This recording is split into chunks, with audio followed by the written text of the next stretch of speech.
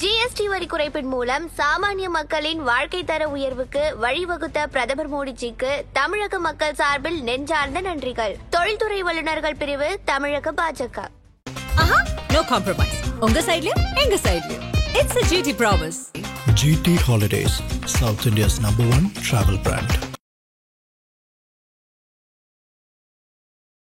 ஆதரணியர்களுக்கு அன்பு வணக்கம். இன்றைய சிறப்பு நேர்காணலில் நம்முடன் இணைந்திருக்கிறார் மூத்த பத்திரிகையாளர் பாயகலிவன் அவர்கள். சார் வணக்கம். தம்பி வணக்கம். தம்பி வணக்கம். சார், திமுக காங்கிரஸ் கூட்டணி என்ன ஆனது அப்படிங்கிற ஒரு மிகப்பெரிய ஒரு கேள்வி எழுந்திருக்கிறது. என்ன ஆனது அப்படின்னா, உடஞ்சிருச்சா இல்லை என்ன ஆக போகுது அப்படிங்கிற கேள்வியை ஒட்டி தான் அங்கே இருக்கக்கூடிய தலைவர்களுடைய விமர்சனங்களும் இருக்கு. மிக குறிப்பாக காங்கிரஸுடைய மேலிட பொறுப்பாளர் பப்ளிக் மீட்டிங்ல பேசும்போது, இந்த வாட்டி நாங்கள் 117க்கு மேல தொகுதிகளை கேட்போம், அதுக்கு நீங்க தயாரா இருப்பீங்களா அப்படின்னு கேட்டா, ஆம் நாங்க தயாரா இருப்போம்னு சொல்லிட்டு காங்கிரஸுடைய அந்த சக உறுப்பினர்கள் பேச சொல்றாங்க. கே.எஸ். அழகிரி அவர்கள் சிதம்பரத்துல செய்தியாளர் சந்திக்கும் போது ஆட்சியில் பங்கு அப்படிங்கிற விஷயத்தை நோக்கி நகர்கிறார். ஸோ இப்போ காங்கிரஸ் பேசக்கூடிய விஷயம் எல்லாத்தையுமே பார்க்கும்போது அப்போ கூட்டணியில சம்திங் இஸ் ராங் அப்படிங்கிறது மட்டும் மிக தெளிவா தெரியுது. உங்களுடைய பார்வை என்ன சார்? 100க்கு 100 இது நடக்கக்கூடிய வாய்ப்பு அப்படின்னு நான் இப்போ சொல்லலை. கிட்டத்தட்ட ஒரு 7 மாதத்துக்கு முன்னாடி இருந்தே சொல்லிக்கிறேன். காங்கிரஸ் திமுகவுக்குள்ளாக ஒரு பிரச்சனை இருக்கும் அப்படின்றது. ஏன்னா அதனுடைய பல தலைவர்களை நான் சந்தித்து பேசிகிட்டு இருக்கிறேன். இப்போ அழகிரி பேசும்போது சொல்கிறப்ப, சாறு மட்டும் நீங்கள் குடிச்சிட்டு இருப்பீங்க, சக்கை எங்களுக்கான்னு கேட்குறாரு. இதுதான் ஒரு ஏக்கமாக இருக்குது காங்கிரஸ். நீங்கள் காங்கிரஸ் முதுகில் தான் ஏறி உட்காருங்க ஒரு முறையும். அப்படிக்கப்ப அதில் பங்கு கொடுக்கணுமா இல்லையான்ற ஒரு கேள்வி இருக்குது. எல்லாரும் சேர்ந்து கூட்டணியாக தான், தனித்த ஒரு கட்சி அதிகாரத்தை பிடிக்க முடியாது. நீங்கள் திமுக மட்டுமே இன்றைக்கி தேதிக்கு நின்னாங்கன்னா 15%, 20%, அதுவும் பல ஆயிரம் கோடிகளை கொட்டினா தான் உங்களால் வாங்க முடியும். 35லேருந்து 40 தாண்டும் போது, 40 நெருங்கும்போது, 35 தாண்டும் போது தான் ஒரு கட்சி அதிகாரத்துக்குள்ளே வருது. அதான் கூட்டணியாக சேர்ந்து இவங்க வாங்குகிற வாக்கு. அதிமுகவுக்கும் இவர்களுக்கும் 3% வித்தியாசம் தான் கடந்த முறை தோல்வியில் முடிஞ்சிருக்குது. புரியுதில்லை உங்களுக்கு? அப்போ இதெல்லாம் வச்சு பார்க்குறப்ப அந்த 3% வாக்கு ஏன் நாமளாக இருக்கக்கூடாது? காங்கிரஸுக்கு என்ன வருமா இல்லையா? எங்களுடைய பங்களிப்பு இருந்து தான் நாங்கள் அந்த இடத்துக்கு வந்திருக்குது திமுக அப்படின்றப்ப. அந்த 3% ஏன் விடுதலை சிறுத்தைகளாக இருக்கக்கூடாது? இன்னும் சொல்ல போனாக்கா, மற்ற சமூகங்களை விட விடுதலை சிறுத்தைகளுடைய தலித் வாக்குன்னு அவங்க சொல்கிறாங்களா, அந்த ஒடுக்கப்பட்ட மக்களுடைய அந்த வாக்கு கிட்டத்தட்ட 60%க்கு மேலே 70% வரைக்கும் குறையாமல் பண்ணது. மற்ற சமூக வாக்குகள்லாம் ஒட்டுமொத்தமாக அப்படி கடந்ததா திமுகவுக்கு வந்துச்சானா இல்லை? கொங்கு பக்கத்தில் பார்த்தீங்கன்னா முழுக்க பலமுறை பேசியிருக்கிறேன், முழுக்க அதிமுகவுக்கு அதிக பெரும்பான்மை, திமுகவுக்கு ஒரு பகுதி போக மீதி தான் செதறி எல்லாருக்கும் வந்திருக்கும். தேவர்கள் இது ஓட்டம் அப்படி பார்த்தீங்கன்னா இப்போ எல்லாமே கிட்டத்தட்ட பாஜக நோக்கி நகர்றாங்க. அதிமுக அதிகமாக இருப்பாங்க, அப்புறமா திமுக நோக்கி இருப்பாங்க.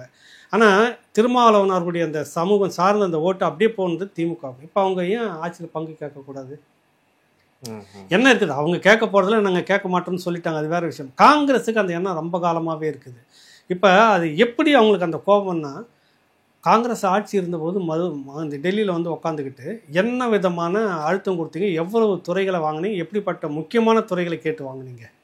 பணம் கொடுக்கக்கூடிய சாதாரண தொகை மற்ற இடத்துல மாநிலங்கள்லாம் பார்த்தீங்கன்னா ஏதோ ஒரு இணை துணைன்னு கொடுத்துட்டு இருந்தாங்க. ஒரு நார்மல் பணம் கொடுக்குற துறையாக வாங்கினீங்க. கப்பல், கடல் போக்குவரத்து, கப்பல், அப்புறம் சாலை போக்குவரத்து, இது எல்லாமே இந்தியா முழுக்க நினச்சி பாருங்கள். அலைக்கற்றை எப்படிப்பட்ட விடயமாக முடிஞ்சதுன்னு நினச்சி பாருங்கள். எல்லாமே பணம் கொடுக்குற தொழில். அப்படி கேட்டு வாங்கிட்டு உக்காந்துட்ருக்கீங்க. அதே நிலைப்பாடு தான் அவங்க காங்கிரஸுக்கு. உங்கள் கூட்டணி தான் நீங்கள் அங்கே இருந்தீங்க. தமிழ்நாட்டில் மட்டும் வாங்கி கொடுத்தீங்க, எல்லா ஸ்டேட்லையும் நீங்கள் போய் வாங்கி தரல. ஆனால் தமிழ்நாட்டுக்குள்ளாக இந்த ஸ்டேட்னு பார்க்க போகிறப்ப காங்கிரஸ் எல்லா இடத்துலையுமே இருக்குது, அவங்களுடைய வாக்கு வருது. ஏன் நீங்கள் அவங்களுக்கு இங்கே பங்கு கொடுக்கக்கூடாது? இதுதான் அவங்க கேட்குற கேள்வி. எனக்கு தெரிஞ்சு நீங்கள் வேணால் பாருங்கள், இது சரிபட்டு வந்தால் வரும், இல்லைன்னா அவங்க விஜயை நோக்கி நகருவாங்க. காங்கிரஸ் தோத்தாலும் பரவாயில்ல, நமக்கு ஒன்றும் பிரச்சனை. நம்ம கொஞ்சம் சட்டமன்ற உறுப்பினர் உட்காந்துங்கிறதால ஒன்றும் ஆகப்படலை. ஆட்சியில் பங்கு, அதிகாரம் பங்குன்ற ஒரு அரசியல் இப்போவே நம்ம முன்னெடுப்போம். இனி வருங்காலத்தில் அது நிற்கணும். இல்லை விஜயை நோக்கி நகருவாங்க, இல்லைன்னா அதிமுக போனாலும் போவாங்க. அவங்களுக்கு பிரச்சனையே கிடையாது. அதிமுகவும் பாஜகவும் பார்த்தீங்கன்னா அண்ணாமலை ஒரு குறுக்கு சால் ஓட்டுறாரு. அவருக்கு அங்கே டெல்லியில் ஒரு அசைன்மெண்ட்டும் கொடுக்கல, ஒரு வேலையும் இல்லை. ஆனாலும் போய் இவங்க தினகரனை பார்க்குறாரு. அங்கே எல்லாம் முடிஞ்சிச்சு. அதிமுக பாஜக கூட்டணி நல்லா போயிட்டுருக்குது. திடீர்னு தினகரனை பார்க்குறாரு. நான் அமித்ஷா கிட்ட டைம் வாங்கி தரேன், நீங்கள் போய் பாருங்கள், நீங்கள் உள்ளே இருக்கணும்னு பேசுகிறப்ப அது அதிருப்தியில் தானே முடியும் உங்களுக்கு. இப்போ டெல்லி சொல்லி அண்ணாமலை செய்யலை, எனக்கு தெரிஞ்ச தகவல் அப்படி தான் கிடைக்கிது. ஆனால் இங்கே அதிமுக என்ன நினைக்கும், இங்கே என்ன இப்படி பேசிட்டு அங்கே அண்ணாமலை இறக்கிட்டு இப்படி களை வெட்டுற வேலை எதுக்கு? கோபம் வருமா வராதா? ஆக தேர்தலுக்கு முந்தின காலகட்டம் வரைக்கும் விடிய 2 வாசலும் திறந்து வச்சுட்டு கூட்டணி பேசுகிற கட்சிகள் தான் எல்லாமே. அப்படி ஒன்றும் கொள்கை கோட்பாடு இதெல்லாம் எலெக்ஷன்லாம் கிடையவே கிடையாது. எனக்கு தெரிஞ்சு தேமுதிகலாம் பார்த்தீங்கன்னாக்கா 2 தரப்புலையும் பேசிக்கிட்டே இருப்பாங்க, பாமகவும் 2 தரப்பும் பேசிக்கிட்டே இருப்பாங்க. புரியுதில்ல? எது உங்களுக்கு செட் ஆகுதோ, இன்னும் நேற்றுன்னு சீட்டு 8 அவங்க 10 அவங்க 15 அப்படி ஏறிக்கிட்டே இருக்கும். இருந்தால்தான் டக்குன்னு அந்த பக்கம் கொள்கை எங்கன்னா பார்த்துருக்காங்களா? அப்புறம் காங்கிரஸ் மட்டும் கொள்கையை பார்த்து வாங்கூடவே நான் இருக்கணும் அப்படின்னா என்ன அர்த்தம்? இந்துத்துவா உள்ளே போந்துருன்னு சொன்னீங்க. இந்துத்துவா உள்ளே போந்துருன்னு சொன்னதில் இந்துத்துவா கூட நீங்கள் எவ்வளோ கை கோத்துட்ருக்குன்னு காங்கிரஸுக்கு தெரியாத உண்மையிலே? கடந்த தேர்தலில் ஏன் வடக்க சொதப்புனுச்சு? சனாதனத்தை இப்போ பேச வேண்டிய அவசியம் என்ன? அவன் பிள்ளையும் அவங்க கூட கூட்டணி இருக்கக்கூடிய விசிகாவும் யார் சொல்லி அது நடந்தது? சனாதானம் நீங்கள் பேசி ஒரு எதிர்ப்பு விஷயம் வடக்கு எவ்வளோ காங்கிரஸுக்கு சிக்கலாச்சு, எவ்வளோ எதிர்கொண்டது. அங்கே தமிழ்நாடு மாதிரி இல்லை, தென்னகம் மாதிரி வடக்கு கிடையாது. அது முழுக்க ஒரு முறை ஜெய் ஸ்ரீராம் ஒத்த கோஷத்து கீழே இருக்குது. இது தெரிஞ்சே நீங்கள் இதெல்லாம் பெரிய சிக்கலுக்கு உண்டாகிற மாதிரி பேசுகிறீங்க. அப்போ நீங்கள் காங்கிரஸ் நல்லா வரணும்னு பார்க்குறீங்களா, கூட இருந்தே நீங்கள் குழி வெட்டுன்னு நினைக்கிறீங்களா? காங்கிரஸ் நினைக்குமா இல்லையா? நினைச்சது எனக்கு தெரிஞ்சு பல தலைவர்கள் சொன்னாங்க. புரியுதில்ல உங்களுக்கு? கர்நாடகா தேர்தலுக்கு உங்களை அவ்வளோவா ஒட்ட வைக்கலையா? நீங்கள் தானே போய் ஒட்டிக்கிட்டீங்க தேர்தல் பிரச்சாரத்துக்கு. ஏன்னா அங்கே அடி வாங்க உங்களுக்கு பாஜக அது பிரச்சாரமாக வைக்குது. இப்போ என்னடான்னு பார்த்தீங்கன்னாக்கா, ஒரு கடந்த சில ஆண்டுகளாக பார்த்தீங்கன்னாவே இந்த திருப்பதி கொடை அந்த விஷயம் இந்த விஷயம் ஆன்மீக விஷயம்லாம் பார்த்தீங்கன்னா கிட்டத்தட்ட ஒரு ஊபியில் நடக்கிற மாதிரி நான் பார்க்குறேன். நேற்று நான் போகிறேன் கோயில்களில் பார்த்தீங்கன்னாக்கா அவ்வளோ ஜெகஜோஜியாக லைட் செட்டப் அது இது சாமி வரிசையாக ரோட் வாட்டர் சாமி சிலைகள் டெக்கரேஷன்லாம் சத்தியமாக இந்த மாதிரி நான் பார்த்ததே இல்லை. எந்த மண்ணில் நடக்குது? நீங்கள் மறைமுகமாக ஆர்எஸ்எஸ்னுடைய அஜெண்டாவை திமுக நிறைவேற்றிட்டு இருக்கு. காங்கிரஸுக்கு தெரியாதா? அது மூத்த தலைவர்கள் பலரும் பேசுகிறேன். எனக்கு தெரிஞ்ச ஒரு 4-5 பேர்ட்டு நான் பேசுகிறேன். அளவுக்கு மீறி இப்போ இந்துத்துவானுடைய தலைங்க தூக்கிக்கிட்டே இருக்குது. ஏன் அப்போ மறைமுகமாக இந்த அறநிலைத்துறையை கை கோத்துட்டு ஒரு பக்கம் வேலை செய்ய நீங்கள் பெரியார் தூக்கின்னு ஒரு பக்கம் நிற்பீங்க. இந்த ட்ராமாலாம் காங்கிரஸுக்கு தெரியாத உங்களை பற்றி? நீங்கள் யார் என்ன உங்களை பார்த்ததே அதானே, தோல் மேலே தூக்கிட்டு வந்ததே அதுதானே, தெரியாதா உங்களுக்கு? சொல்லுங்கள். ஆக எப்படி பார்த்தாலும் இந்த தேர்தலில் காங்கிரஸ் திமுக கூட்டணி பெரிய ஒரு சிக்கலுக்குள்ளே தான் இருக்கும், எதிர்கொண்டே ஆகணும். நீ எல்லா கட்சிக்குள்ளேயும் சிலிமிஷம் பண்ணுறதுக்கு டீம் இறக்கி விட்டு நீங்கள் மட்டும் நிம்மதியாக படுத்து தூங்கலான்னா இயற்கை விட்டுடுமா? பிறருக்குன்னா முற்பகல் செய்யும் பிற்பகல் விசிகாக்குள்ளே ஆள் வச்சுக்கிட்டு நீ கலையை வெட்டுவேன், காங்கிரஸ்குள்ளே ஆள் வச்சுக்கிட்டு நீ கலையை வெட்டுவேன், கூட்டணி கட்சிக்குள்ளே ஆளை வச்சு நீங்கள் உடச்சி விட்டுன்னு இருப்பேன். எப்படி இந்த முஸ்லீம் கட்சி உங்களுக்கு எப்படி உடஞ்சது? யாரால் உடஞ்சது? உங்கள் கூட்டம் தானே செஞ்சது. அதை புரியுதில்லை உங்களுக்கு? இவ்வளவும் நீங்கள் பண்ணிட்டு உன் கட்சி மட்டும் உன் கூட்டணி மட்டும் அப்படியே அழுங்காமல் குறுங்காமல் நடக்கலாம்னா இயற்கை விட்டுடுமா? சாமின்னு சொல்லுவாங்க சில பேர். நீங்கள் செய்தது நீங்கள் தான் அர்த்தம் ஆகணும். அதனால் காங்கிரஸ் கேட்கறதுல என்ன தப்பு இருக்குது சொல்லுங்கள்? இப்போ உன்னுடைய ஓட்டு சதவீதம் எவ்வளோ இருக்கும் திமுக சொல்லுங்கள். தனிச்சு நின்று ஒரு முறை நீங்கள் வாங்கி காட்டிட்டு இந்த கூட்டணியில் நாங்கள் தனிச்சு நிற்கிறோம், எங்களுடைய செல்வி ஜெயலலிதா ப்ரூவ் பண்ணாங்கல்ல, நீங்கள் பண்ணுங்களாம் ஒரு முறை. ஏன்னா எந்த காலகட்டத்திலும் உங்களை ஏற்றுக்கிறது இல்லை மக்கள். நீங்கள் வரதெல்லாம் ஒரு விபத்தில் தான், ஆக்சிடென்ட்டில் தான் வரீங்க. ஜே அணி எம்ஜிஆர் இருந்த வரைக்கும் இல்லை, ஜே அணி ஜானி அணின்னு பிரிஞ்சு அந்த நேரத்தில் வந்தீங்க. 91-96 செல்வி ஜெயலலிதா அந்த காட்டாட்சின்னு சொல்லுவாங்கல்ல, உண்மையிலே இருந்துச்சு. அதை மறுக்கவே முடியாது யாராலையும். புரியுதுல? அந்த அம்மா அங்கேருந்து கிளம்புதுன்றப்பவே கோட்டை வரைக்கும் ரோட்டை பிளாக் பண்ணதெல்லாம் நாங்கள் அனுபவிச்சிருக்கிறோம். வெயிலில் நின்றுக்கிட்டு மயக்க போட்டு ஊந்தவெல்லாம் இருக்கிறான். அந்த பாய்ஸ் கார்டன் பக்கமே போக முடியாது, அந்த பக்கத்தில் கேட் போட்டு உட்காந்து இவ்வளோ எக்கச்சக்கமாக சொல்லலாம் நீங்கள். ஆனால் இன்றைக்கி அதை விட 100 மடங்கு சொத்து குவிப்பு இருக்குது உங்ககிட்ட, 100 மடங்கு காட்டாட்சி இருக்குது. நேற்று ஒன்றும் இல்லை, விருதுநகர் பக்கம் எங்கேயுமே இந்த திட்டங்கள் செயல்படுத்துது அரசு எப்படின்னு பார்வையிட போகிறாரு நம்ம துணை முதலமைச்சர் உதயநிதி. வெறும் மலர்களாலேயே அலங்காரம் போகிறீங்க. சொல்லுங்கள், நான் கேட்குறேன், நான் தப்பா? எவன் அப்போ மட்டும் சொத்து அது? எவன் அப்போ மட்டும்? நீங்கள் கூத்தடிச்சுட்டு கலைஞர் கடைசி கட்டத்தில் அப்படி தான் தடிக்கு விழுந்தா விழா நடந்துக்கிட்டே இருந்துச்சு. அந்த இடத்த நோக்கி நகர்றீங்க நீங்கள். எவன் அப்போ மட்டும் காசு? ஏன் நீங்கள் போய் நின்று பார்வையிட்டுட்டு திட்டங்கள்லாம் எப்படி செயல்படுத்துனா அதெல்லாம் நீங்கள் பார்த்துட்டு வந்தால் ஆகாதா உங்களுக்கு? எதுக்கு இவ்வளோ மலர் அலங்காரம்? மலர்லேயே அலங்காரம் வினோ. யார் அப்போ விட்டு காசு போகிறீங்க நீங்கள்? சொல்லுங்கள். இல்லை உல்லாசத்துக்கு போகிறீங்க, அங்கே சுற்றுலாவை போகிறீங்க, உல்லாச சுற்றுலாவை போகிறீங்க. திட்டங்கள் நிறைவேறுதா இல்லையா, நிறைவேற்றிருக்காங்களா இல்லையா பார்க்க தானே போகிறீங்க. போய் சுற்றி வந்துட்டு இருந்தோன்னு இதுக்கு யார்கிட்ட கான்ட்ராக்ட் கொடுத்தீங்க? இதுக்கு எவ்வளோ செலவாச்சு? ஏன் இந்த கூத்து? வாங்குகிற கடன் 5 லட்சம் கோடி வாங்கிக்கலாம், கூத்தடிச்சிட்டு போகிறதுக்கு அந்த கடனை நீங்கள் வாங்குற கேள்வி கேட்பானா இல்லையா யாராவது? சொல்லுங்கள். இது வரைக்கும் பார்த்தீங்கன்னா ஒரு 10க்கு மேற்பட்ட இடத்துல பள்ளிக்கூடங்கள் உள்பட எல்லா கட்டடமும் மேலே கட்டி சில மாதங்களில் உளுந்து கொட்டி இருக்குது. எவன் மேலேயாவது நடவடிக்கை எடுத்தீங்களா? அவ்வளோ அதிருப்தி உங்கள் மேலே. தனியாக நின்று ஒரு முறை செல்வி ஜெயலலிதா மாதிரி நீங்கள் வாங்கி காட்டுங்க. 20 தொட முடியுமான்னு பாருங்கள் முதல்ல. அந்த எண்ணம் தான் இப்போ காங்கிரஸுக்கு இருக்குது. காங்கிரஸ் அவங்களுக்கு தனித்து நின்னாங்கன்னா எப்படி பார்த்தாலும் ஒரு 5-4 அப்படின்னு இருக்குது. எப்படியும் இந்த முறை அந்த அதிர்ச்சியெல்லாம் இவங்களுக்கு வந்துச்சுன்னா எப்படியும் 7 தாண்டுவாங்க. அந்த காங்கிரஸுடைய வாக்கு வந்து இப்போ இல்லாமல் நீங்கள் தனியாக வந்துட முடியுமா? சவால் விடுங்க, நீங்களாம் யார் வேணால் நாங்கள் நின்று எங்ககிட்ட இத்தனை 1000 கோடி இருக்குது, நாங்கள் மக்கள்கிட்ட போய் கொட்டி நாங்கள் இதை வாங்கிடுவோம். இதுதான் திட்டங்களெல்லாம் நிறைவேற்றிருக்கீங்க. எதுக்கு காசுக்கு இப்போவே கிரவுண்ட் ஒர்க் பண்ணுறீங்க? திட்டங்களை சொல்லி தான் நாங்கள் ஓட்டு கேட்கணும். புரியுதில்லை? அப்புறம் ஏன் நீங்கள் கீழே வழக்கம் போல் அந்த வேலையை செய்கிறீங்க? ஆக காங்கிரஸ் சரியாக நிற்கணும். இதில் அந்த முறை நின்றுட்டு இருந்தா. இன்னொரு விஷயம் கூட நடந்தது. அழகிரி மட்டும் இல்லாமல் அவங்க கட்சிக்குள்ளாரே சில பேர் இதை முணுமுணுக்கிறாங்க. இந்த முறை வந்து சீட்டு பேரம் கட்டாயம் பேசி வாங்கித்தான் ஆகணும். 96 தமிழ் மாநில காங்கிரஸ் அப்போ வந்து உங்களுக்கு நிலைமை என்னன்னாக்கா, காங்கிரஸ் திரும்பவும் அதிமுக கூடவே கூட்டணின்றப்ப நரசிம்மராவ் பிச்சுக்கிச்சு கட்சி. அப்படியே உடஞ்சி மொத்தமும் இந்த பக்கம் மூப்பனார் பக்கம் வந்துச்சு. அன்னைக்கு தேதிக்கு மூப்பரார் நினைச்சிருந்தாருன்னா திமுக கூட கூட்டணி மந்திரி சபையை அமைச்சிருக்க முடியும். அவர் மிஸ் பண்ணிட்டார். அன்னைக்கு 96 இது தொடங்கப்பட்டிருக்கணும் காங்கிரஸ்.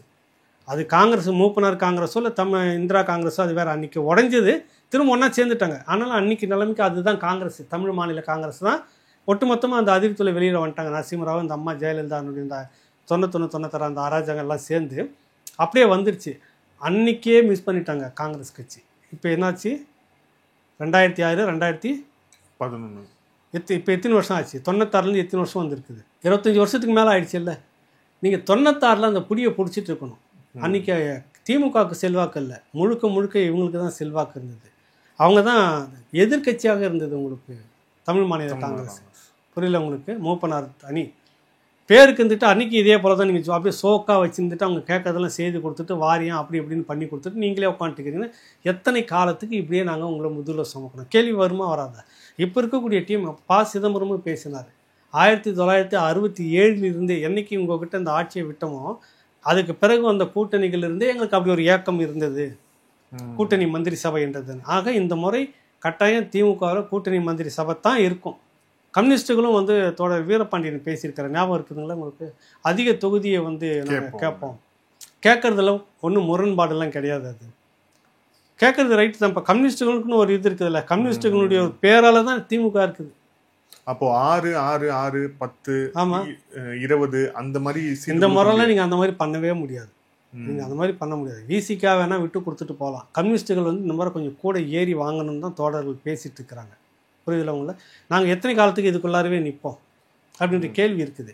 கம்யூனிஸ்ட்டுகளுக்குன்னு ஒரு நல்ல பேர் இருக்குது. 1000 இருந்தாலும் மக்களுக்காக நிற்கிறாங்க. இப்போ சமீபத்தில் இருந்த தலைமைகள் வரைக்கும் அது திமுகவினுடைய கிளையாக மாற்றிருக்காங்க. இப்போ இந்த பக்கம் பார்த்தீங்கன்னாக்கா சண்முகம் தோழர் வந்திருக்கிறாரு, அந்த பக்கம் வீரபாண்டியன் தோழர் வந்துட்டார்.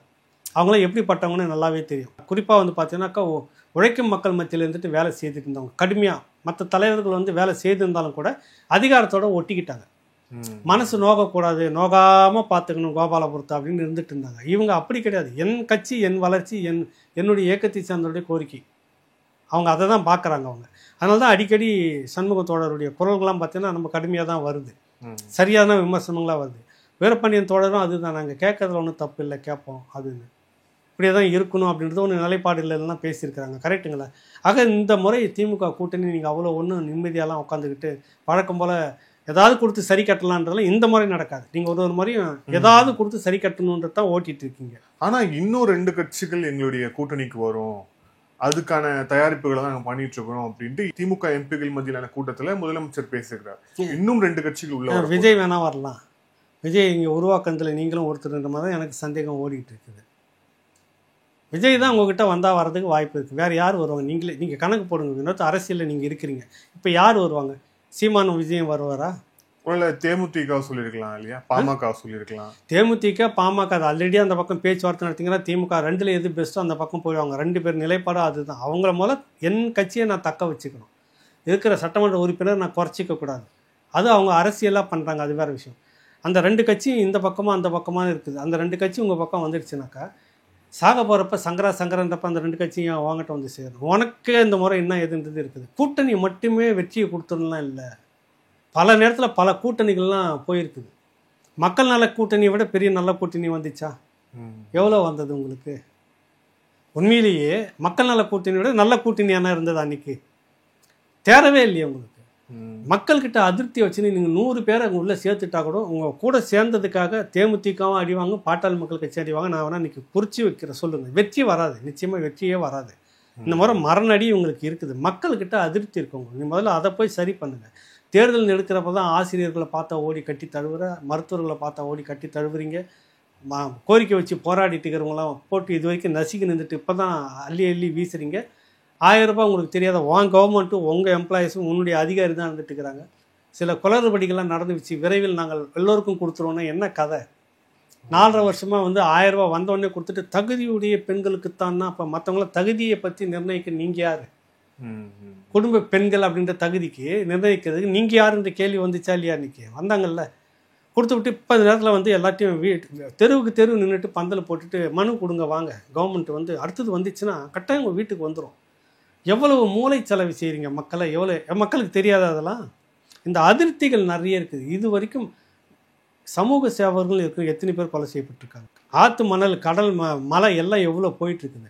ஆற்று மணலுக்கு பல லட்சம் கோடி இன்ன வரைக்கும் உள்ள கேஸில் இருந்துகிட்டு இருக்கு, தொங்கிட்டு இருக்கு. ஒன்று தலைமையில் தொங்குற கத்தி அது துரைமுருகனுக்கும், துரைமுருகன்னா துரைமுருகனுடைய மேலிடமும் வருது இதுக்குள்ளார.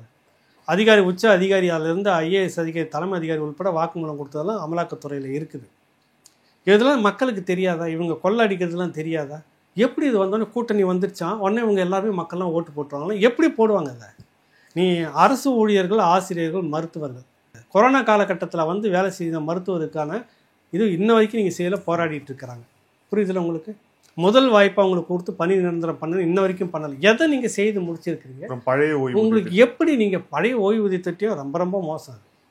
எல்லாருமே கொதிச்சு போயிருக்காங்க. நீங்கள் அதை சொல்லி ஓட்டு கேட்டீங்க. 4.25 வருஷம் முடிஞ்சு போச்சு. இப்போ எனக்கு கண்ணு தெரிஞ்சிருச்சு, மன்னிச்சுக்குங்க, பளிச்சுன்னு எல்லாம் தெரியுது, நான் அடுத்த முறை உங்களுக்கு செஞ்சிடறேன்னா எவன் நம்புவாங்கள? இந்த அரசு ஊழியர்கள் திருந்தாத வரை இந்த கட்சி திருந்தாது. இவங்க தான் எங்கள் கட்சின்னு கட்சி நேரத்தில் சலுகையை அறிவிச்சிட்டோன்னே எப்படியும் ஓட்டு போட்டுருவாங்க அப்படின்ற நினைப்பில் இந்த அரசு ஊழியர்கள் உட்காந்துட்டு பண்ணுற கூத்து மக்கள் மொத்தமும் இந்த முறை திருந்திருக்கிறாங்கன்னு நான் நினைக்கிறேன். அதனால் இது 10 கட்சி வந்தாலும் கூட வேலைக்கு ஆகாது இந்த முறை. அது வேணால் நான் உறுதியாக சொல்கிறேன், பாருங்கள். இதில் இப்போது அமலாக்கத்துறை என்ன செய்ய போகுது அப்படிங்கிற தொடர்ச்சியான ஒரு கேள்வி எழுப்பிட்டே இருந்தாங்க. இப்போ நம்ம இன்னைக்கு பேசிட்டு இருக்கக்கூடிய சூழலில் சென்னையில் தமிழகத்தில் கிட்டத்தட்ட 10 இடத்துக்கு மேலே அமலாக்கத்துறை சோதனை நடத்திட்டு இருக்காங்க. ஒரு 2 தொழிலதிபர்கள் பேரை சொல்கிறாங்க.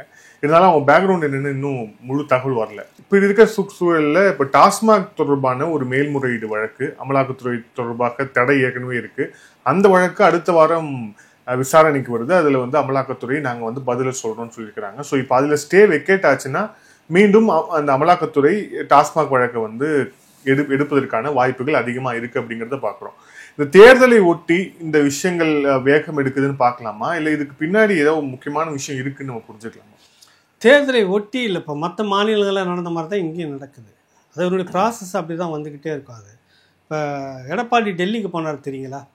போன உடனே முகத்தை மூடிக்கிட்டு வந்தாருன்றது தான் இங்கே எல்லா பிரதான மீடியாவிலும் அதான் வந்துக்கிட்டு இருந்தது. ஏன் அந்த மடமாத்திர வேலையை பண்ணாங்க சொல்லுங்கள்? அது முகத்தை தொடச்சது பெரிய குத்தமா? உடனே திகார் சிறையா இல்லையா அப்படின்னு பேசுனதெல்லாம் இங்கே செய்தியை போட்டுருந்தாங்க. மிரட்டினாராம் அமித்ஷா இவரை, திகார் சிறை தான் உங்களுக்கு அப்படின்ற மாதிரி சொல்கிறத ஒத்துக்கோ கூட்டணியான்னு. அங்கே இருக்கிற சோர்ஸில் நான் மூத்த பத்திரிகையாளர்கள், அங்கே அந்த அஃபிஷியலாக இருக்கக்கூடிய சோர்ஸ் அதிகாரிகளோட நெட்வொர்க் இருக்கிற பல பேர்கிட்டையும் பேசினேன்.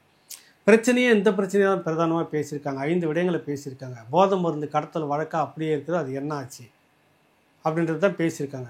மணல் விடயம் கிட்டத்தட்ட பூதாகாரமாக வெடிக்கும். இன்னும் 2-3 ரெய்டு வரும். அதுக்கு பிறகு ஒரு பெரிய திருமங்கலம் மாதிரி மாங்கல்யம் தந்துனானேன்ற மாதிரி விஷயங்கள்லாம் நடக்கும். சத்தியமாக நடக்கும். ஏன் நடக்கும்? இது மட்டும் தான் பாஜக பழிவாங்க வருகிறது. நீ எத்தனை இந்துத்துவ ஆட்கள் மூலமாக நீங்கள் தூது விட்டுட்டு இருக்கிறீங்க தெரியுமா உங்களுக்கு? நடக்கலையா டெல்லியில்? இந்துத்துவாவை நீங்கள் பாஜகவை RSS எங்கே பகைச்சிக்கிட்டீங்கன்னு சொல்லுங்கள். எதனா ஒரு சம்பவம் சொல்லுங்கள். நாங்கள் பகைச்சிக்கிட்ட சம்பவம். வெளியில் சும்மா டயலாக் பேசிட்டு இருக்கிறாங்க. முழுக்க ஊபி மாதிரி இப்போ மாறிக்கிட்டு இருக்கு தமிழ்நாடு. நீங்கள் எங்கே மாறுறீங்க? இந்துத்துவாக்கு எங்கே எதிராக இருக்கீங்க? ஏதாவது ஒன்று பண்ணி எங்களை விட்டுருங்க, எங்களை காப்பாற்றுங்கன்னு சொல்லிட்டு இதில் மட்டும் பாரதிய ஜனதா கட்சி ஒரு தொய்வு பண்ணிச்சுன்னா தமிழ்நாட்டில் பாரதிய ஜனதா கட்சி சுத்தமாக துணி வச்சு தொடச்சிருவாங்க. மக்களே தொடச்சிருவாங்க. இவ்வளோ ஐயக்கத்தனம் பண்ணிட்டு இருக்கிற இவங்கள நீ திரும்ப காப்பாற்றி கொண்டுட்டு வரனா முதல்ல ஒன்றை தான் துடைக்கணும். தமிழ்நாட்டில் போயிடும் இதோட பாஜக, இதோட போயிடும். சட்ட ரீதியாக நீங்கள் என்ன நடவடிக்கை எடுத்தீங்க, எல்லாத்தையும் பண்ணீங்க, ரெய்டு பண்ணீங்க, வாக்குமூலம்லாம் வாங்குனீங்க, ஏன் வச்சுட்டு இருக்கிறீங்க கேள்வி வருமா வராதா? இந்த சந்திப்பு தான் அவர் வரப்போ 5 விஷயங்களை பேசியிருக்கிறார். தமிழ்நாட்டில் இதெல்லாம் மக்கள் எதிர்பார்க்குறாங்க, கேட்குறாங்க, என்னன்னு கேள்வி கேட்குறாங்க. நீங்கள் அப்படியே வச்சுட்டு இருக்கிறப்ப நீங்களும் அவங்களுக்கு ரகசிய கூட்டணின்ற மாதிரிலாம் இருக்குதுன்னு. அது நீதிமன்ற விவகாரத்துலேருந்து என்ன நடக்கணுமோ அதுதான் நடக்கும். கோர்ட்டில் ஸ்டே வாங்கியிருக்கிறாங்க, ப்ராசஸ் என்ன அது வழக்கம் போல் நடக்குங்க. வழக்கம் போல் நடக்கணும்னு சில மாதங்களில். புரியுதில்ல உங்களுக்கு? புரியுன்னு நினைக்கிறேன். அதில் நிறைய விஷயங்கள்லாம் இருக்குது. முதல்ல திமுகவே வந்து முழுசுமாக இருக்குதா பாருங்க அப்படின்னு தான் சொல்ல வராங்க. புரியுதில்ல உங்களுக்கு? இவர் கூட்டணியெல்லாம் பேசுகிறோம் நாங்கள் தான்றீங்களே, முதல்ல நாங்கள் தான் சொல்கிறேன், நீங்களே ஒன்றா இருக்குமா 2ஆ இருக்குமான்னு தெரியாதுன்றாங்க. அதுக்கான வேலைகள் ஒரு பக்கம் போயிட்டு இருக்குது. உங்கள் குடும்பத்துக்குள்ளே மட்டும் ஒரு ஆதிக்கத்தை கொண்டுகிட்டே வரீங்க, புள்ளையும் கொண்டு வந்து நிற்கிறீங்க. முதல்ல சினிமாவில் இறக்கி விட்டீங்க. இப்போ தயாரிப்பாளர் என்ன தெரியும் அந்த பிள்ளைக்கு தயாரிக்கிறதுக்கு? பணம் இருக்குதுன்றதுக்காக உங்களுக்கு இவ்வளவும் வந்துடுச்சு போயிடுச்சு. நீங்கள் இவ்வளவும் பேசிட்டு இருக்கிறீங்க. இந்த பாலான்னு ஒரு தம்பி சமூக சேவை செய்கிற அந்த தம்பிக்கு எதிராக இவ்வளோ கழுவி ஊற்றுற மாதிரி எல்லாம் பேசுகிறாங்க. இங்கே வந்துச்சா பணம், அங்கே வந்துச்சா பணம்னு. இந்த குடும்பத்தை பார்த்து எப்போனா நம்ம கேள்வி கேட்டுக்கிறோம், எங்கடா வந்தது உங்களுக்கு மட்டும் இவ்வளோ பணம், எப்படா நீங்கள் 3 கோடி கொடுத்து அந்த பையனை வச்சு படம் எடுக்கிறீங்க? வந்திருக்கணுமா வரக்கூடாதா? கேட்டிருக்கணுமா கேட்கக்கூடாதா? இவ்வளோ பேர் கூட்டணி இருக்கீங்களா, ஒருத்தர் கூட கேட்க மாட்டீங்களா? நீங்கள் உங்கள் குடும்பத்துக்கு மட்டும் எப்படி இவ்வளோ பணம் வந்து நீங்கள் மட்டும் எப்படி உழைச்சா உங்களுக்கு 10,000 கோடி வருது? அந்த ரகசியத்தை கொஞ்சம் சொல்லுங்களா. நீங்களும் நானுமே கூட ஆகலாம். இந்த கேள்வி மக்களுக்கு எல்லாமே வரணுமா இல்லையா? இவ்வளோ கேள்விகள் வருது. உங்களுக்கு மட்டும் எப்படி பணம் வருது, என்ன வயசு, எப்படி ப்ரொடியூசராக வராரு, எங்கேருந்து வருது பணம் வருதா? அந்த கேள்வி கேட்டிருக்கணுமா இல்லையா? ஒரு சாதாரணமாக சமூக சேவை ஒரு பையனை பார்த்து கேள்வி கேட்குறீங்க. இந்த மாதிரி சமூக வலைத்தளங்கள்லாம் கேட்குது. யாராவது ஒன்று அந்த பக்கம் கேட்டிருக்கிறோமா? இவ்வளோ விடயங்கள் இருக்குது. ஒன்று சில மாதங்களுக்கு பிறகு நிறைய குய்ய முறையும் சத்தம்லாம் கேட்குங்க, தமிழ்நாட்டில் கேட்கும். இவங்க ஆடின ஆட்டத்துக்கு இவங்களே அதுக்கான பதிலை சொல்லிட்டு தான் உட்காரணும். அவ்வளோ லேசிலலாம் முடியாது. சில மூத்த தலைவர்களுடைய விஷயங்கள் திரும்ப தூசி தட்டப்படும். யாருன்னு உங்களுக்கே தெரியும், ஏற்கனவே போயிட்டு வந்தவங்க. அதாவது இவங்களுக்கு நல்லா பாருங்கள் வினோத், திடீர்னு வந்து பார்த்தீங்கன்னாக்கா நாள் நைட்டு வந்து ஒரு ரெய்டு வந்து எல்லாம் போட்டு அழுத்தி முடிச்ச உடனே மக்கள் நலன் கருதி டெல்லியை போய் சந்திக்கிறது. அன்றைக்கி தான் மக்கள் நலனை கருதியா? இது வரைக்கும் மக்கள் நலன்னு உங்களுக்கு தெரியாதான்? நாள் போட்டு இங்கே மெரிச்ச பிறகு அடுத்த நாள் துண்டக்கான துணிக்கான ஃப்ளைட் ஏறி போயிட்டு அமித்ஷா பார்க்குறது, மோடியை பார்க்குறது, அதுக்கான ஏற்பாடு பண்ணுறது, அதிகாரிகளை பார்க்குறது. என்னென்னு கேட்டால் மக்கள் நலன் துறை சார்ந்த துறை முதலமைச்சர் தான் கடிதம் எழுதுகிறார். அப்புறம் நீங்கள் தான் உங்கள் துறை சார்ந்து போய் மக்கள் அங்கே சந்திச்சுட்டு வர்றது. சொல்லுங்கள் அது. ஆக இது எல்லாமே நடக்கும், விறுவிறுப்பாகவே நடக்கும், காத்துக்கிட்டு இருக்குன்றது தான் நம்ம சொல்ல வர விஷயம். ஆனால் நீங்கள் அவ்வளோ அராஜகம் பண்ணி வச்சுட்டீங்க. பேசினா வழக்கு, இன்னொரு முறை பொய் வழக்கு, ஏதாவது ஒன்றுனா மிரட்டல், அவதூறு பேச வைக்கிறது. உங்கள் கோஷ்டிகளை அவ்வளோ கோஷ்டிகளை வச்சுட்டு இந்த 4ஆம் தர வேலையை செய்து முதல்ல நிறுத்துங்க. மக்களை உங்களை கொண்டாடுவாங்க. மக்களுக்கான திட்டங்களை செஞ்சு நான் செய்துன்னு சொல்கிறதுக்கு மட்டுமே செலவு நிறைய பண்ணியிருக்கீங்க. எங்கே பாரு விளம்பரம். மாதம் நீங்கள் 800 ரூபாய் சேமிக்கிறீர்கள். பெண்கள் படத்தை போட்டு மாதம் 800 ரூபாய் நீங்கள் சேமிக்கிறீர்கள். 1000 ரூபா கொடுக்குறாங்களா, 200 ரூபாய் செலவு போய் 800 ரூபாய் சேமிக்கிறாங்களா என்னன்னு தெரியல. பேருந்து கட்டணத்துக்கு போக வர மாதத்துக்கு 800 ரூபாய் செலவு பண்ணுறாங்களா, அது குறைஞ்சி இருக்குது. உங்களுக்கு சேமிக்கிறீர்கள். அரசு திட்டம், இதுக்கு பல கோடி விளம்பரம். புரியுதில்லை உங்களுக்கு? இப்போ சொன்னேனே, மலர் வளையம் வச்சுட்டு அரசு திட்டங்களை மறு ஆய்வு பண்ணுறதுக்கு, திட்டங்களை கண்காணிக்கிறதுக்கு, ஆய்வு செய்யறதுக்கு போகிறது, திட்ட ஆய்வு. இதுக்கு எதுக்கு மலரில் ஆறவர்னா மன்னர் அவர் வராரு, ராஜராஜ சோழ பரம்பரை பராக்குன்னு, இல்லைன்னா இந்த மதுரை நாயக்க மன்னர் பராக்குன்னு சொல்லிட்டு வராரு அப்படின்னு சொல்லிட்டு போட்டு இதெல்லாம் போட்டால் பண்ண முடியும் நம்ம? ஏன் அந்த வேலை எளிமையாக நீங்கள் இருந்துட்டு வர முடியுதா? முதல்ல உங்களை இந்த ஆடம்பரத்தெல்லாம் பார்த்துக்கிட்டே இருக்கிறாங்க மக்கள். புரியுதில்லை உங்களுக்கு? மாநாடு நடத்துகிற, இதுக்கு முன்னாடிலாம் கடந்த காலங்கள் அப்படி நடந்ததா? எல்லா கட்சியும் தான் இருந்தது, எல்லா கட்சியும் தான் நடத்தியிருக்காங்க. வாழைக்கொலையும் வாழைத்தாரும் ஆப்பிள் பழமும் அதுவும் இதுவும் பழத்தோட்ட மாதிரி என்னங்க அவங்க இது சொல்லு. பணம் இருந்துச்சுனாக்கா 10 ரூபா அடிக்கிற கமிஷன் பணம் இருந்ததுன்னா, பாட்டிலில் காசு வந்துச்சுனாக்கா என்ன வேணாலும் நீங்கள் பண்ணிடுவீங்களா? சொல்லுங்கள் நீங்கள். இதில் வேறு நாங்கள் வந்து காசை கொடுத்து இன்னும் 2 கட்சி நாங்கள் உள்ளே கூப்பிட்டுக்கோம், நாங்கள் தான் வருவோம் அடுத்ததுன்ற நினப்பில் இருக்கிறீங்களா? இதுதான் மக்கள் பார்த்துட்டே இருக்கிறான். நீ கேவலப்படுத்துகிற மக்களை. புரியுதில்ல? காசு கொடுத்தா வந்துடுவாங்க, காசு கொடுத்தா ஓட்டு போட்டுருவாங்க. நீங்கள் மக்களை திரும்ப கொச்சப்படுத்துறதுக்கு கட்டாயம் ஒரு பதிலடி உங்களுக்கு கொடுத்தே தீருவாங்க. அது இப்போ நடக்கும்னு நான் நினைக்கிறேன். ரைடுகள்லாம் கட்டாயம் ஒரு முடிவுக்கு வரும்னு நினைக்கிறேன். நானும் கேட்பேன்ல, நீங்களும் கேட்பீங்களே, நீ பாட்டுன்னு வர ரெய்டு நடத்துகிற போகிற, நீ நம்ம நடத்துகிற இந்த விஷயத்த, இது போதை மருந்து கடத்தல் விஷயத்தில் என்ன அப்படியே விட்டு உக்கானுண்டா வருமா இல்லையா? பாஜக மேலே கோபம் வருமா இல்லையா? சாமானியனுக்கு வருமா இல்லையா? நீங்களும் நான் செய்துட்டு உட்காந்து விட்டுருவாங்களா 6 மாதம் வச்சுக்கிட்டு? சொல்லுங்கள். சாமானிய கோபம் இருக்குமா இல்லையா? உன் பாட்டுன்னு ஆற்று மலையில் திருடுனா நீங்கள் தான் பண்ணீங்க, கிரேன்லாம் கொண்டு நிறுத்தினீங்க, பெரிய அளவில் வந்து நூதனமாக கணக்கெல்லாம் பண்ணி இத்தனை கோடி இதில் இழப்புன்னு சொல்லி போட்டிருக்கீங்க, இத்தனை லட்சம் கோடி இதில் கொள்ள அடிச்சுக்கலான்னு சொல்லியிருக்கிறீங்க, நீ பாட்டுன்னு உட்காந்துருந்தா என்ன அர்த்தம்? அது புரியுதில்ல? இப்போ இந்த கேஸ்லாம் வருது இல்லை உங்களுக்கு, பொன்முடி கண்ணுக்கு எதிர்க்க தெரியுது கூடுதல் நடந்திருக்கு, முறைகேடு நடந்திருக்கு, தீர்ப்பு சரியில்லை அப்படின்னு சொல்லிட்டு நீதிபதியை சொல்லி மறு விசாரணை நடந்தது, அப்படியே நிற்குதுன்னா என்ன அர்த்தம்? அது எல்லாம் தெரியுதுல, பார்த்து நிற்கிறாங்களா அப்படின்னு என்ன நினைப்பான் பாஜகவை? பாஜக மக்கள்கிட்ட நல்ல பேர் வாங்கணும்னா முதல்ல இந்த கும்பல் மேலே நடவடிக்கை எடுத்தால் தான் நடக்கும். எல்லாம் நீங்கள் தான் பண்ணீங்க, பாதியில் நிறுத்தி வச்சுக்கிட்டு இருந்தாக்கா அப்புறம் எப்படி ஓட்டு கேட்க வருவீங்க? அதுதான், அதை வந்து உணர்ந்து இருக்கிறாங்க அவங்க, நடக்கும், பார்க்கலாம். இதில் இப்போ நாம் தமிழர் கட்சியோடைய ஒருங்கிணைப்பாளர் சீமான் அவர்களை குறிவைத்து விமர்சனங்களை எழுதுகின்றன சில பத்திரிகைகள். அவங்க தான் வந்து சபரீசனை போய் சீமான் அவர்கள் சந்தித்தார், அப்புறம் வந்து விஜய் விமர்சிக்க திமுக ஒரு அசைன்மெண்ட் கொடுத்துருக்கு, உள்ளிட்ட விஷயங்கள் எல்லாத்துலேயுமே வந்து அவங்க தான் சொல்கிறாங்க அப்படிங்கிறத பார்க்குறோம். ஏன் சீமான் வந்து குறிவைக்கப்படுகிறார்? குறிப்பாக இந்த விஜய் ஒட்டி அவர் குறிவைக்கப்படுவதற்கான காரணம் என்னன்னு நினைக்கிறேன்? அதாவது ஒரு சமீபத்தில் ஒரு 2-3 மூத்த பத்திரிகையாளர், ஜோதி நரசிம்மன் நினைக்கிறேன், விழுப்புரம், அவர் குறிப்பிட்ட ஒரு டிவி சேனலில் 10 ஆண்டுகளுக்கு மேலே இருந்துட்டு இருந்தவர், அவரே எழுதுகிறார், இது எப்படி இருந்தது நடுநிலைமையாக, இன்றைக்கி எப்படி ஒரு பக்க சார்பாக போயிட்டுருக்குன்னு ஒரு பெரிய கட்டுரை எழுதியிருந்தார். நான் ஒன்று போட்டிருந்தேன், ஏன் விஜய்க்கு இவ்வளோ முக்கியத்துவம் கொடுக்கறதுன்னு. விஜய் வந்து எஸ்எஸ்ன்னு ஒரு சேனலை வாங்குறதுக்கு ஏற்பாடு பண்ணியிருந்தாங்க, செய்தி சேனலாக மாற்றுறதுக்கான திட்டம் இருந்தது, அப்புறம் அது கைவிடப்பட்டதுன்னு ஒரு செய்தி வந்தது விஜய் தரப்பில். ஏன்னா இப்போ இருக்கிற இந்த ப்ராசஸை குறுகிய காலத்தில் அது கொண்டு வந்து நிறுத்துறதுல ரொம்ப சங்கடம். அதுக்கு வேறு என்ன பண்ணலான்னா, ஒரு குறிப்பிட்ட சேனலில் ஒரு பேக்கேஜாகவே பேசுகிறோம், தேர்தல் வரை இத்தனை கோடி, புரியுதில்ல உங்களுக்கு, பேசிட்டு எங்களுடைய நிகழ்ச்சிகள் A to Z எல்லாத்தையும் நீங்கள் செய்யணும், அதுவும் இல்லாமல் எங்களுக்கு ப்ரொமோட் பண்ணுறதுக்கான வேலைகள்லாம் செய்யணும், ஒரு சேனலில் பேரம் பேசி முடிச்சிட்டாங்கன்ற தகவலும் வந்தது. அதற்கேற்ப அந்த சேனல் வந்து குறிப்பாக அவர் வந்து பெரிய அளவில் தூக்கி 12 நிருபர்களும் களத்தில் இறக்குது, லைவ் கிட்டோட எல்லா இடத்துலையுமே. அதுக்கு அவ்வளோ முக்கியத்துவம் கொடுக்கணுமா அப்படின்ற கேள்விலாம் உங்களுக்கு இருக்குது, புரியுதில்ல உங்களுக்கு? இதெல்லாம் ஒட்டி பார்க்கும்போது இப்படி விலை போனவர்கள் அப்படின்னு இருக்காங்க, இதுக்கான நிறுவனம் ஒன்று தனியாக இருக்குது, இந்த பக்கம் பண்ணுறதுக்கு விஜய் தரப்புலேருந்து குறிப்பிட்ட அந்த சேனல் சொல்லி இதெல்லாம் பெரிய அளவில் பண்ணுறது. சீமானை இப்படி பேசுறதுக்கு என்ன காரணம்? இதே போல் அந்த நிறுவனம், அச்சு ஊடகம், அந்த நிறுவனம் பிரபலமான நிறுவனம், தமிழ்நாட்டில் பாரம்பரிய நிறுவனம், அதுக்கு ஏன் புத்தி இப்படி போச்சுன்னு தெரியல. அதுக்கு வேறு காரணங்கள்லாம் பின்னாடி இருக்கிற அந்த குடிமை காரணமாக இருக்கலாம், வேறு எதனா காரணமாக இருக்கலாம். குடிமை வச்சுக்கிறவங்க எல்லாருமே இப்படி தான் நம்ம சொல்ல வரல, புரியுதில்ல உங்களுக்கு? அவங்களுக்கு என்னென்னா, இந்த பேனா இருக்குல்ல பாக்கெட்டில், இது பேரில் ஒரு நிறுவனம் இருக்குல்ல, அது கூட டைப் பல கோடிகள் வந்து பேசி முடிச்சுட்டாங்க. ஏற்கனவே ஒன்றும் யோக்கியம்லாம் இல்லை, ஏற்கனவே ஏவா வேலு இந்த மாதிரியான விஷயங்கள்லாம் வச்சு பேசிட்டு அப்புறமா பார்த்தா 5 கோடி ரூபாய்க்கு பிரிண்டிங் ஆர்டர் எடுத்த கதையெல்லாம் இருக்குது. கவர்மெண்ட் பிரிண்டிங் ஆர்டர் இருக்குல்ல, புத்தகம் அது இது நிறைய பண்ணுறாங்களே, கொடுத்துட்டாக்கா அதில் வந்து கோடியாக வருது இல்லை, அந்த மாதிரிலாம் வேலை செய்தவங்க தான். நடுநிலைமைலாம் ஒன்றும் கிடையாது, நேர்மைலாம் ஒன்றும் கிடையாது.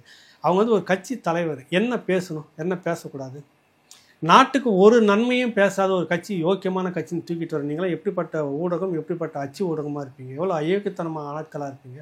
இந்த மண், இந்த மலைவளம் இன்றைக்கி உலகம் முழுக்க. நேற்று ஐக்கிய நாடுகள் சபையில் பேசிட்டு இருக்கிற ஒரு நபர் கூட நான் பேசிட்டு இருக்கிறேன், ஜெனீவாவில் இருந்துட்டு இருக்கிறாரு. சமீபத்தில் இந்த ஆழ்துளை கிணறு போடுற அந்த விஷயத்தில் வந்து பிரான்ஸ் வந்து ஆதரவு தெரிவிக்குது, போடக்கூடாதுன்னு சொல்லிட்டு. இங்கே நடக்கிற ஒரு பிரச்சனை அவர் அங்கே பேசியிருக்கிறாரு. ஏன்னு கேட்டிங்கனாக்கா, அது அவ்வளோ மோசமான, உலகம் முழுக்க பெரிய பாதிப்பை ஏற்படுத்தும். நீங்கள் இங்கே வந்து கடையை திறந்து விட்டுட்டு இருக்கிற இந்த கவர்மெண்ட் இப்படியான விஷயங்கள் இதெல்லாம் பேசுறது யார்? இன்றைக்கி இந்த மாதிரி ஆபத்தான விஷயங்களை, கனிம வளம் ஒரு கட்டுப்பாடு இல்லாமல் கொள்ளடிக்கப்படுது, மலைகளை எல்லாம் சுரண்டிட்டிங்கன்னா என்ன ஆகும் நாளைக்கு? இதை பேசக்கூடிய அரசியல் கட்சிக்கு அந்த நாலேஜ் வேறு எந்த தலைவருக்காவது இருக்குதா? அதை பேசுகிறாரு சீமானை ஆதரிக்கிறதுக்கெல்லாம் பேசுகிறேன். அந்த அறிவுத்தளத்தை நான் பார்க்குறேன். அவருடைய அந்த கடுமையான உழைப்பு, ஓட்டு பொறுக்கி எப்படினாலும் தின்னுட்டு போகலாம், அது இல்லை என் பிரச்சனை. பிரதானமான இன்னொரு பிரச்சனை இருக்குன்னு சேர்ந்து இந்த சமூகத்தோட அந்த இளைய தலைமுறையை சேர்த்து கொண்டு வரார்ல, இந்த பொறுப்பு யாருக்காவது இருந்ததா?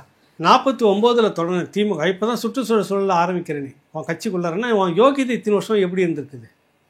ஆனால் இது தொடக்கத்தில் இருந்தே வந்துட்டு மலைகளுக்கான ஒரு மாநாடு, மலைகளுக்கு பற்றி பேசுறது, ஆற்று நீரை வந்து எப்படி பக்குவப்படுத்தி எப்படி வச்சிருக்கணும். ஆற்று நீர் இன்னைக்கு இல்லை, மணல் கொல்ல போச்சு, தண்ணி கீழ் மட்டத்துக்கு போச்சு, மேலே தோண்டி குடிச்ச இடம்லாம் இன்னைக்கு இல்லை, 1000 அடி 2000 அடின்னு போயிட்டு இருக்குது.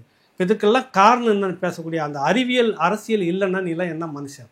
இதை பேசினா கதை சொல்லி தலைவர், என்ன அயோக்கியத்தனமான டைட்டில் சொல்லு, கதை சொல்லி தலைவர், கதை சொல்லி தலைவர். அவனு கேட்டால் புகாஹா தலைவரா? என்னடா இந்த மற்ற கட்சிகள் இதை பற்றி பேசியிருக்கா? அந்த மண்ணுக்கும் மக்களுக்கும் எதனா ஒரு கட்சி பேசியிருக்குதா சொல்லுங்கள்? ஓலா, யூபர் எல்லாம் வந்திருக்குது. தமிழ்நாடு அரசே நீங்கள் அதை இவங்க சொல்கிறாங்க, நாம் தமிழர் சொல்கிறாங்க, இந்த அரசே ஏற்று நாங்கள் வந்தால் இதை வந்து நாங்களே எடுத்து நடத்துவோம், அதிகபட்சமான கமிஷன் இல்லை, ஓட்டுநருக்கு பலன் அளிக்கிற மாதிரி இருக்கும். நாம் தமிழ்நாடுக்கும் ஒரு வருமானம் வரும். உங்களுக்கு அவ்வளோ வசதி இல்லையா? ஒரு ஆப்பை நீங்கள் உருவாக்கி அதன் மூலமாக ஓட்டுநருக்கெல்லாம் கொடுத்து இதை தான் கட்டாயம் தமிழ்நாட்டு வருவாய் இதில் வரும், எத்தனை லட்சம் எத்தனை ஆயிரம் கோடி எடுத்துகிட்டு போகிறேன், யாருன்னே தெரியாது. அதை பேசுது நாம் தமிழர் கட்சி. இங்கே இருக்கக்கூடிய இந்த ஓட்டுநர்கள், டாக்ஸி ஓட்டுநர், ஆட்டோ ஓட்டுநர் இருக்காங்கல்ல, ஒட்டுமொத்தமாக அவங்களுக்கு இப்போ வந்து பார்த்தீங்கன்னாக்கா 100க்கு இவ்வளோன்னு எடுக்கிறான். 30 ரூபாய்க்கிட்ட ஏதோ போகுது போல. 10 ரூபா தான் எடுக்கணும் அரசு தரப்பில், மீதி எல்லாம் ஓட்டுநருக்கு லாபம். ஓட்டுநருக்கும் சந்தோஷமாக இருக்கும், அரசுக்கும் 10% வருதுல. டாஸ்மார்க் வாழ வருமானத்தோட கூட வரும்ல இதில் உங்களுக்கு வரும் இல்லை உங்களுக்கு. ஏன் அதை செய்யாமல் நீங்கள் விட்டு நீங்கள் என்ன உங்களுக்கு வேறு நீங்கள் வாங்கிட்டு இருக்கீங்களோன்னு தோணுது. அதனால் நீ யார் வேணாலும் வா, நீ ஆரம்பிச்சுக்கோ, எங்களுக்கு கொடுக்குறத கொடுத்துக்கோ, அதானே அர்த்தம். உங்களால் அதை தொடங்க முடியாதா? ஒரு தனியார் செய்கிறான், ஒரு அரசு செய்ய முடியாதா? சொல்லுங்கள். ஆரம்பிக்கலாம்ல, நீங்கள் போட்டிக்கு ஆரம்பித்து செய்திருக்கலாம்ல. இதையெல்லாம் பேசக்கூடிய அரசியல் யாருக்கிட்ட இருக்குன்னா இங்கே சீமானுக்கிட்ட இருக்குது. இந்த அறிவியல் அரசியல்னு இருக்குது. இதை நீங்கள் எடுக்கவே இல்லை இன்ன வரைக்கும். மண்ணை பற்றி பேசலை, காற்றை பற்றி பேசலை. நாளைக்கு எல்லாருமே ஆக்சிஜன் சுத்த முடியுமா? உங்கள் கும்பல்கிட்ட இருக்கும் 1000 கோடி 2000 கோடி வச்சுட்டு பணத்துக்கு முதலீடு, படம் எடுக்க, திரைப்படம் எடுக்கிறதுக்கு 50 கோடி 1000 கோடி செலவு பண்ணுறீங்க. உங்ககிட்ட இருக்கும். உங்கள் பிள்ளைங்கள்லாம் வந்து ஆக்சிஜன் மாதிரி மாட்டிக்கிட்டு சுற்றுவாங்க. நீங்களும் நானும் பாமர மக்கள் எங்கே போவாங்க? நல்ல காற்றுக்கு எல்லாத்தையும் கெடுத்து வச்சுட்டு எங்கே போய் தண்ணி குடிப்போம்? உனக்கு காசு இருக்குது, பாட்டில் வாங்கிக்கிற, ஆடு மாடலில் எந்த கடையில் போய் காசு கொடுத்துவாங்க? இந்த கேள்வி கேட்குற அறிவியல் ஞானம் உங்களுக்கு இருக்குதா? கதை சொல்லி தலைவர்னா நீ எப்படிப்பட்ட பத்திரிக்கை? உன்னோட பத்திரிக்கை தரமும் எவ்வளோ தரங்கட்டு போயிருக்குன்னு தெரியுதா உங்களுக்கு? எவ்வளோ நாளாந்தரமாக போயிருக்குன்னு தெரியுதா? சொல்லுங்கள். ஏன்னா உங்களால் அது இல்லை, காலம் மாறிடுச்சு. நீங்கள் மட்டுமே அதிகாரம்னு, ஊடக அதிகாரம்னு ஒன்று இருந்து இப்போ சமூக வலைத்தளங்கள் வந்துடுச்சு. உங்களுடைய வீழ்ச்சி எந்த அளவுக்கு தான் பல மடங்கு சமூக வலைத்தளங்களுக்கு இருக்குது. அதனால் இந்த திமிரில் இன்றைக்கும் இந்த மாதிரி உட்காந்துட்டு பேசாதீங்க. இப்போ கூட பார்த்தீங்கன்னா பொங்கல் ரெசிபியா, சீமானுடைய பொங்கல் ரெசிபி நான் படித்தேன். அதில் சீமான் பச்சரிசி, அப்புறம் இந்த உணர்வு, தமிழ் உணர்வுன்னு வெல்லம் ஒரு 100 கிராம் இப்படிலாம் போட்டு நக்கல் அடித்து உதயநிதிக்கு எழுதான். ஒரு முறை உதயநிதிக்கு எழுதான், இன்பன் நிதின்னு வந்திருக்கிறார் தயாரி, ஒரு முறை எழுத நீங்கள். அப்போ ஒரு கட்சியை வந்து இந்த மக்களுக்கு நல்லது சொல்லக்கூட நாசமாக போகணுன்னு அரசியல் பண்ணுற கட்சி தூக்கி தலைமையில பிடிக்கிற பத்திரிக்கையா? சீமான் இது எல்லாத்தையும் பேசுகிறாரு, இந்த எல்லா விஷயத்தையும் பேசுகிறா. உங்களுக்கு கதை சொல்லி நக்கல் கிண்டல் அடிப்பது புகாகான்றது என்ன நாளாந்தர புத்தியில் இது உங்களுக்கு? நீ என்ன பத்திரிக்கை, நீ என்ன படிச்சிருக்கிற, நீ என்ன ஆசிரியர், எதுக்கு நீ பத்திரிக்கை நடத்துகிற? இவங்களும் நாம் தமிழர் கட்சியும் வெக்கம் கட்டு போய் உட்காந்து அங்கே விவாதத்தில் பேட்டி வேற கொடுப்பாங்க. இவங்க ஊடகத்துக்கு பொதுவாக நாங்கள் அப்படி தான் பண்ணுவோம். 4 வாரம் போட்டு கிழின்னு கிழிச்சிடுவோம். துண்டைக்கான துணிக்கானு கதறுவாங்க. 5ஆவது வாரம் அவர் கூப்பிட்டு ஐஸ் வச்சு ஒரு பேட்டி எடுத்து போட்டுருவோம். அப்புறம் ஒரு 10 வாரம் போட்டு தாக்குன்னு தாக்குவோம். அப்புறம் கூப்பிட்டு அந்த கட்சியிலேருந்து ஒருத்தர் நாங்கள் நியூட்ரலாக இருக்கிறதுன்னு காட்டிக்கிறதுக்கு. புரியுதில்ல? அந்த வேலையை செய்கிறாங்களா நாம் தமிழர் கட்சிக்கு கொஞ்சமாவது மண்டியில் உரைக்கணும் இல்லை? இவ்வளோ நாளாந்தரமாக பண்ணிட்டு இருக்கிறான். புறக்கணிங்க. அன்னைக்கு வந்து இவங்க மட்டும்தான் முகமாக இருந்தாங்க வினோத். இது மூலமாக தான் செய்தி. இன்றைக்கி அப்படி இல்லையா? நீங்கள் முகநூல்லே போட்டுட்டு போங்களாம், அதுவே நிறைய போகுது. ஆக இது வந்து ஒரு அநீதியான அத்துமீறிய ஒரு அறத்துக்கு அப்பாற்பட்ட அறமே இல்லாத ஒரு ஊடகமாக தான் நான் பார்க்குறேன். இது வந்து புரோக்கர் வேலை. புரோக்கர் அவங்க பண்ணுறது புரோக்கிங், அது வந்து ஊடகம் கிடையாது. இப்போல்லாம் இந்த கமர்ஷியல் புரோக்கிங்குள்ளே வந்துட்டாங்க. அதனால் சீமானை பார்த்தா புகான்றது, கதை சொல்லின்றது. என்ன கதையை சொல்லிங்கிறாரு? ஒரு ஊரில் ஒரு ராஜா ராணி இருந்தாங்க. அந்த ராஜா வந்து தொடக்கத்தில் மஞ்சள் பையோடு வந்தார். வந்துட்டு அப்புறம் பார்த்தீங்கன்னா அந்த ராஜாவுக்கு 1 பைசா கூட இல்லை சொத்து, கார் சொந்தத்தில் கிடையாது, ஒரே ஒரு ஒத்த வீடு தான் இருந்துச்சு. அதையும் வந்து பொது சேவைக்காக எழுதி வச்சுட்டாரு. மனைவி இறந்த பிறகு தான் அதுவும் பொது சேவைக்கு போகணும்னு எழுதி வச்சார். அந்த ராஜாவுக்கு பிள்ளைங்கள் இருந்தது. ஆனால் அந்த ராஜா பிள்ளைங்கள் எல்லாமே கிட்டத்தட்ட பல லட்சம் கோடி பல லட்சம் கோடிக்கு கோடியாக அதிபதியாக இருந்துட்டு இருக்கிறாங்கன்னு கதையை சொல்லிட்டு உட்காந்துங்கிறாரு. இந்த மண்ணு கொல்ல போயிட்டு இருக்கடா, இந்த தண்ணி வளம் வாங்கிட்டா இல்லைடா, மரம் இங்கே இல்லைடா, காற்று சுத்தமாக இருக்காது. இந்த அரசியல் சொல்லியும் ஓட்டு அரசியலுக்குள்ளே மாற்றுறாங்கப்பா. அடிப்படை அறிவு சொல்கிறது தப்பா இல்லை? இந்த கதையை சொல்லிட்டு இருக்கிறாரு. இந்த கதையை சொல்லணுமா உங்களுக்கு? எதை பற்றியும் பேசாதங்க. ஊழல் முறைகேடுன்றதை பற்றி மட்டுமாவது பேசி விழிப்புணர்வு ஏற்படுத்திங்கன்னா அதுவும் கிடையாது. என்னென்னா ஒருத்தர் நல்லவனா வந்துடக்கூடாது சமூகத்தில். அதுக்கு இந்த மாதிரி நாளாந்தர பத்திரிக்கை, தரமான பத்திரிக்கை நாளாந்தரமாக போயிருக்குது தான் வருத்தமாக இருக்குது. பார்ப்போம். நன்றி சார். பல்வேறு கேள்வி. Thank you sir. ரொம்ப நன்றி, வணக்கம்.